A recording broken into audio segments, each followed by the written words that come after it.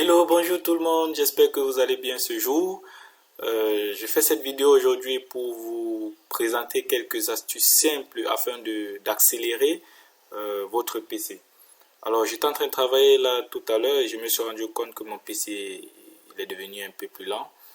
Et j'ai décidé de partager avec vous donc quelques astuces qui vont vous aussi vous permettre d'accélérer votre PC et d'avoir moins de problèmes.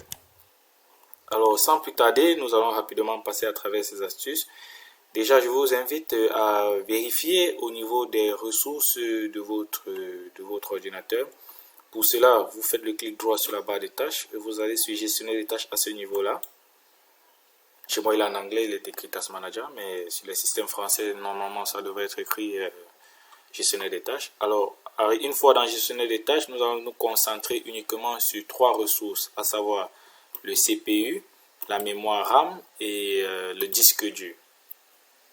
D'abord, nous commencerons donc par la mémoire RAM. Je constate ici qu'il est utilisé à plus de 50%, 54%. Alors là, ce n'est pas lent. Je préfère vous le dire clairement, mon PC n'est pas là actuellement. Mais vous pourrez constater chez vous que celui-ci, il est utilisé à plus de 80%, voire 90-100%. Alors, comment le libérer? Vous faites un clic dessus pour effectuer le tri. Le tri va permettre de classer les applications de l'application qui consomme le plus de mémoire RAM à l'application qui consomme le moins. Donc, comme application qui consomme le plus de mémoire RAM ici, j'ai Adobe XD.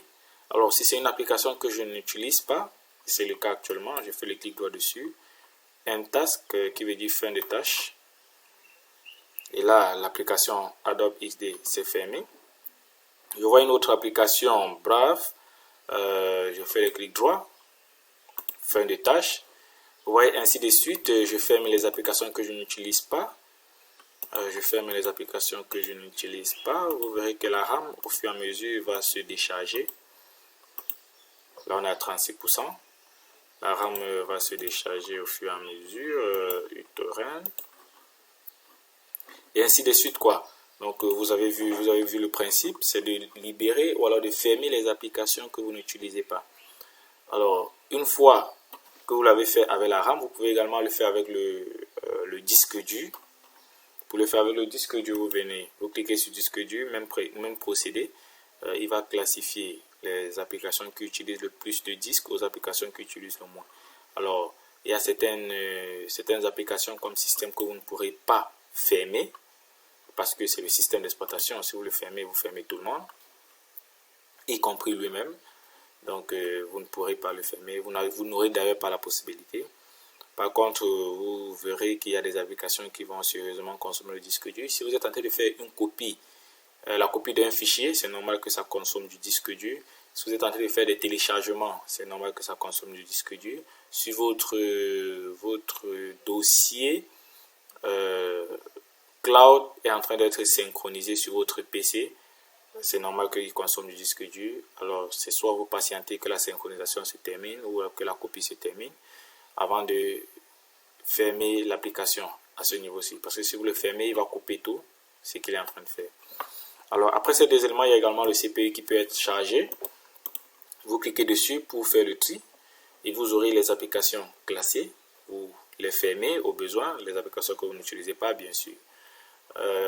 Une fois que vous avez passé à travers ces trois éléments-ci, normalement, vous devrez déjà commencer à ressentir que votre PC gagne en vitesse.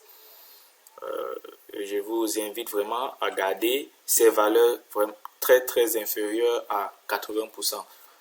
Bon, il est recommandé de ne pas utiliser à plus de 80% les ressources, sinon vous faites face à une baisse de performance. Mais une fois qu'il dépasse les 80%, je vous invite donc à effectuer ce procédé-là. Donc, après avoir vérifié ça, si vous rencontrez toujours des lenteurs, le problème pourrait venir de l'utilisation de votre disque dur. Un disque qui est trop saturé va entraîner des lenteurs forcément. Pire encore, un disque sur lequel tourne le système d'exploitation.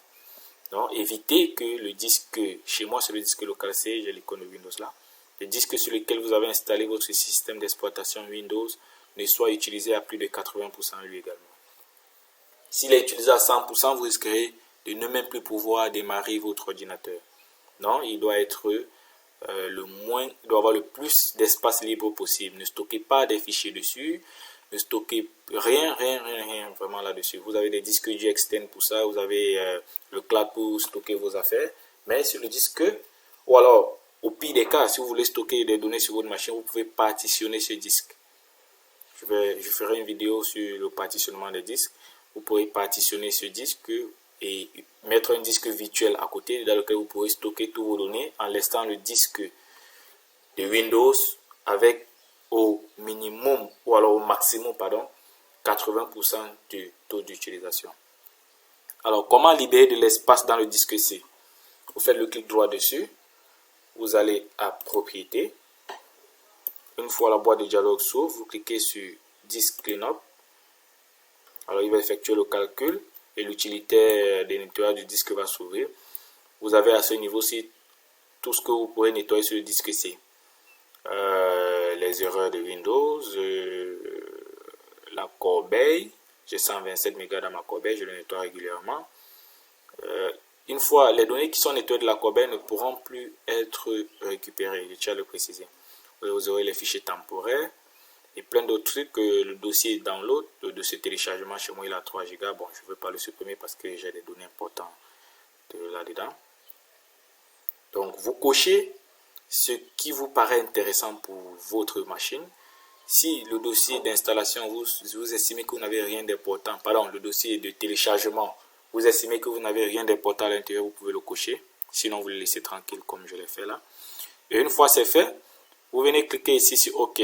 Une fois que vous avez coché tout, ici vous aurez la quantité, ou alors la taille totale de l'espace que vous allez gagner en effaçant tout ce que vous avez coché. Une fois c'est fait, vous cliquez sur OK.